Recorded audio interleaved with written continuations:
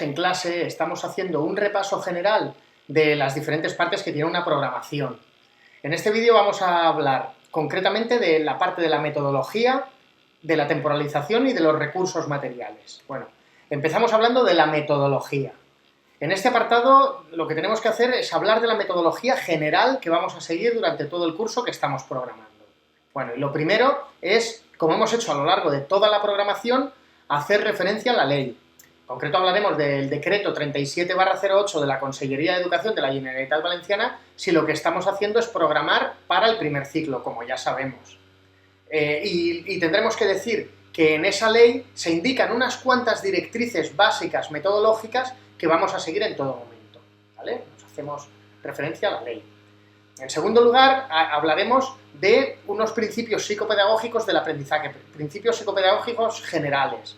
En concreto, estos principios son: el aprendizaje ha de ser significativo, es decir, que ha de partir de los conocimientos que ya tiene el niño o la niña. El aprendizaje, además, ha de ser constructivo. Esto quiere decir que el alumno aprende a partir de los conocimientos previos, construye su propio aprendizaje. Por eso es un aprendizaje constructivo. Además, el aprendizaje ha de ser funcional, pues debe tener relación con las experiencias de la vida del alumno y tener una aplicación y utilidad para él. Y mediante estos aprendizajes se logrará la globalización. Esto quiere decir que el aprendizaje será integral y que se han de relacionar diferentes conceptos. Es decir, debe ser significativo porque parte de los conocimientos que ya tiene el niño, debe ser constructivo porque a partir de esos conocimientos el niño construye su aprendizaje, debe ser funcional porque debe hacer referencia a cuestiones de su vida que él conoce, que él maneja, cuestiones cercanas, y el aprendizaje ha de ser globalizado, es integral. Luego debemos hablar de las decisiones metodológicas concretas que tomamos para nuestro grupo, para el grupo para el que programamos.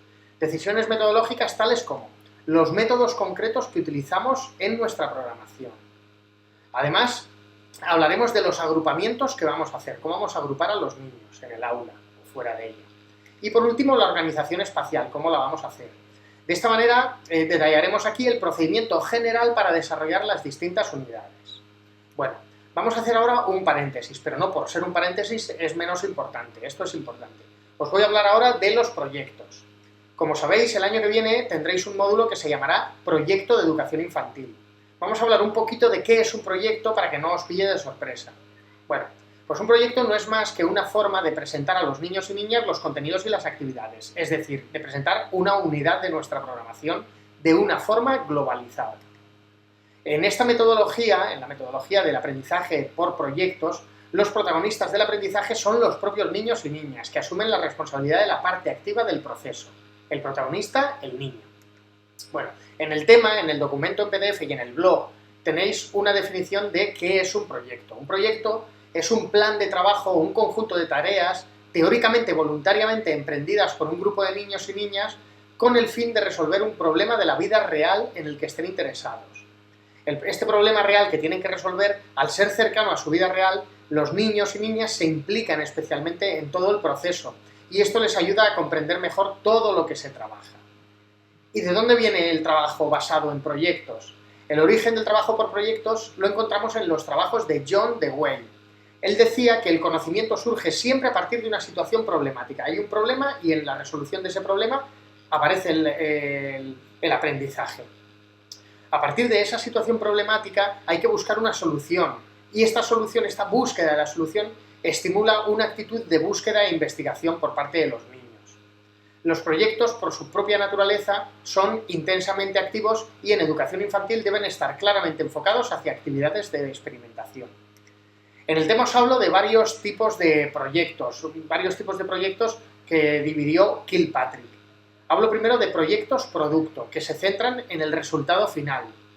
Supone la realización de un trabajo concreto al final, como por ejemplo la confección de un juguete, una maqueta, un mural, cualquier trabajo, tú haces el proyecto y el resultado final, pues esos son proyectos producto.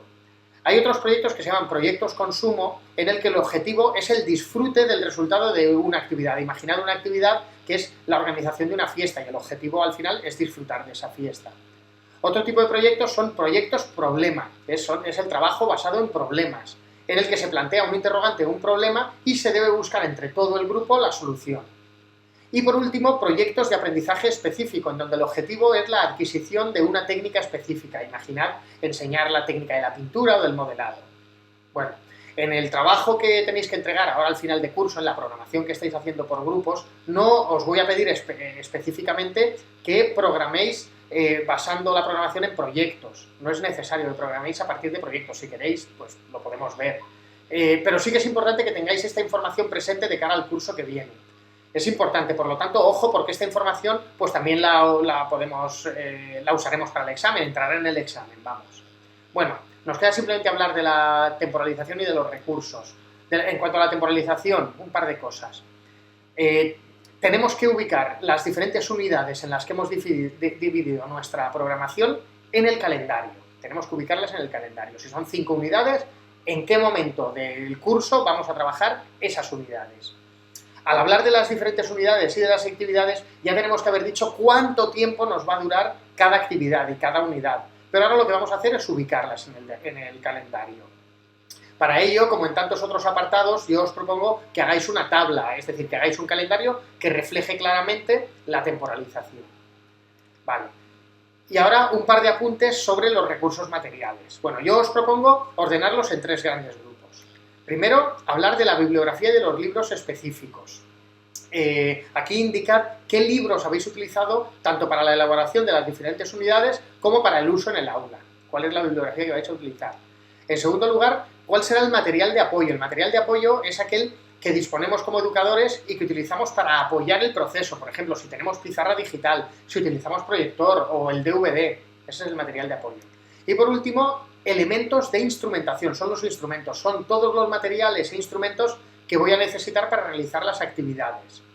Este material de instrumentación seguramente ya lo hemos indicado en las fichas de cada actividad.